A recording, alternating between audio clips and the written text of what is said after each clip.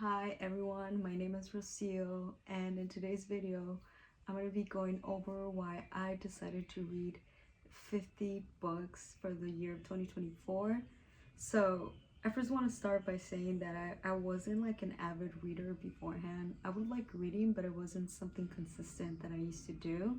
However, in 2023, before the year started, I decided to make that my priority, my goal for 2024, which was to read 50 books. I ended up reading 53 books, which was amazing. And one thing I want to touch base on is how much it has changed my life and how much it has improved my sleep. My stress levels have decreased just from simply detaching from my phone and actually taking the time to read.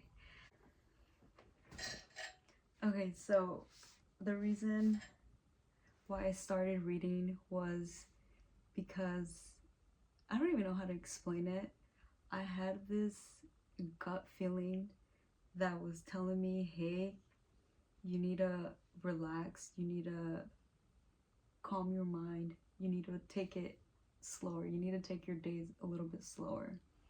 And I didn't understand what it was back then, but I'm glad that I was able to listen to that gut feeling and I was able to that decision to be more still with my thoughts. And for some people that could be just crazy, like how are you gonna slow down when you're so young? There's so much to accomplish, there's so many things that are out there for you to get, or just many goals that you could accomplish when you're young, right? But I come from a background where I started working when I was a little kid. I would help out my dad, and that was just a kid, and I've always worked. Even like in the recent years, I would work a lot of overtime, not really allowing myself to just be still with my thoughts. And a lot of the times I would always work out. I would always be doing something, right? And that is amazing. I'm not saying that like that's not the life that I want, but I also think there has to be a time in your life when you have to reflect and you have to be able to sit down with your thoughts and just be. And for me, that was the hardest thing for me, to just sit with myself and just be. And even reading was hard for me at the beginning, but that's something that helped me be more in the moment and to be more connected with myself. I definitely prioritized reading. There was times that I would just read for hours, and I loved it. I love it. I still love it now, and it's something that I think everyone should try doing. And some people don't like reading, and I understand that, but I think sometimes you also have to find your niche. And for some people is biographies, for other people is fantasy, romance, right? For me, I learned that I like storytelling, so I definitely like hearing authors' stories and their lives and their struggles. But then I also noticed when I was reading the 50 books, I noticed I was getting bored. So I ended up getting into fantasy books and romance books, and I enjoyed the hell out of them. And so it's okay for you to switch it up and try a new category, or if it doesn't work out, then for me personally, if it doesn't work out with the book, I still finish it. However, I think that might change the more I read. But I think it's just a habit. Like if I start a book, I have to read it. I also think that in order for your mind to change and to evolve, you have to sit with yourself. And for me, I'm just so thankful that I did it sooner than later, because I know some people, it might take longer for you to realize that you gotta at least find a way to find calmness in your mind and just be more at peace with your thoughts. And so that's the reason why I started reading. And now I want to dive into the side effects of reading nearly every night. One of the positives that came out of that was my stress level. So I noticed that for some reason, maybe other people could relate with this, but at night my brain is just on go mode. I don't know why my brain does that, but it just happens to be that at night I have ideas. I cannot sleep. I linger on my thoughts. I cannot just turn off my brain. And I've heard a lot of people deal with this as well, but for me that was a huge limiter in my life that was affecting my mood. There's something beautiful about reading a person's story, and it's inspirational and it gets you out of your own head. So for me, that was super helpful. It was my night routine. So I got ready for bed, wash my face, brush my teeth, get in my bed, dim the lights, leave that light on, and then just start reading. And eventually my brain just adapted to go to sleep at earlier times. And it was one of the best feelings because I don't know about you guys, but when I am tired or sleepy, I become grumpy and I become a whole different person because I'm tired. And it is known that if you don't sleep well, it affects your mood levels, it affects the way you perceive the world, it affects a lot of things, right? So I definitely wanted to get better sleep, and reading was such a great opportunity for me to just intake information while also getting better sleep.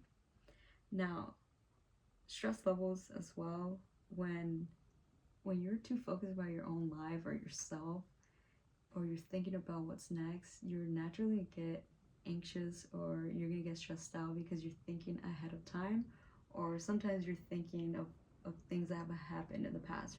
But when you focus on a book, on a certain topic that you're interested in, that you want to learn, you don't have time to think about yourself. You're just thinking about the book itself and the story that you're reading. For me, even till this day, reading is part of my night routine, and it absolutely helps me sleep better, and it helps me reflect on my life before I go to bed, which is essential for me to be healthy as well. This specific year, 2024, was a year that I wanted to learn new concepts, but I also wanted to unlearn beliefs that I've had in my life. And if any of you guys could relate to this, we all have our habits, our belief system that we grew up with, based on culture, based on your parents, based on your surroundings, your environment. And for me, I had some tendencies that I wanted to just, nope, that's not working out for me, right? But you also have to learn to get rid of those beliefs that you have, and you have to learn to rewire your brain. And so learning to do that was hard, but in hindsight, now I think about it, and I'm so thankful that I was able to do that within those 53 books that I read. It was just, I had so many moments of enlightenment, and some cases I would cry because I just felt overpowered with optimism and hope. And that's something that you could get from having conversations with people, of course, but there's something beautiful about, like I mentioned, getting a book, reading it, and just be fully immersed in the moment while you're on your own as well. I absolutely loved, and it was one of my favorites. It was The Creative Act, A Way of Being by Rick Rubin. And look at this cover, it's just beautiful. I love the cover. Express yourself without being afraid and overthinking it too much. And one of my favorite lines of this book is actually at the very end. And it's at the very end of the book, and it says, "The universe never explains why." And if you think about it, that's essentially what art is. We just create it and we let it be. We don't always have to explain why we do certain things or why we choose certain colors. It's just it's a creative act that we have to just let it be. We don't have to explain ourselves. We just do it, and we let the idea go out to the world. So this one was a great one I've read from the 53 that I have. So remember how I talked about romance and fantasy? These two books, King of Sloth and King of Wrath, oh my god, they're amazing. Spicy level, probably like a solid 3 or 4. I didn't know I was gonna go into that, but you know, yes, I ended up reading some fantasy books that were incredibly interesting for me to read. And then I also have a couple more. I still haven't read these, but those are going to be for 2025. I also have these books right here that I really enjoyed reading. If I could choose one of my favorite ones from here, oof, that's a hard one. Oof, I really enjoyed this book right here. It was basically, the full story was basically someone trying to find a lost bookshop, but there's a lot more that goes into it, love stories and all of that. So I really enjoyed that. And I also enjoyed this book right here, How to Do the Work. It's basically therapy on a book. It was amazing. And then if this one's great too, Autobiography of a Yogi. And what else? I have a lot of books, right? But now right here, enjoyed all of these books, to be honest, just from looking at them. This is a book that I really enjoyed as well, Meditations. I love philosophy books, so this is probably a book I'm gonna read again. And then we also have this one right here. If you want to get closer to your faith, this is a great book for that. I really enjoyed it. And then if you're into like into something crazy and you could do anything that you want in life, get into David Goggins. That was a great book. And then down here we also have these books right here that I really enjoyed. Let's see, this one's a great book. I don't even know what I'm showing you guys. This one was great, The Power of Now. I'm definitely gonna read this book again. And then let's see, I do like some romance, some fantasy. This one was a great book.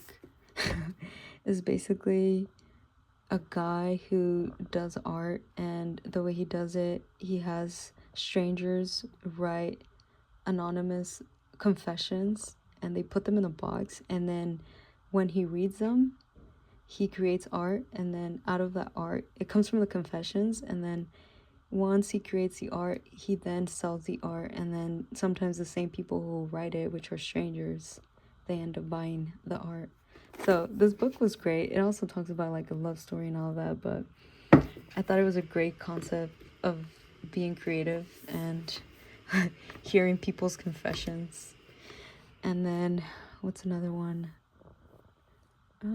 For now, I think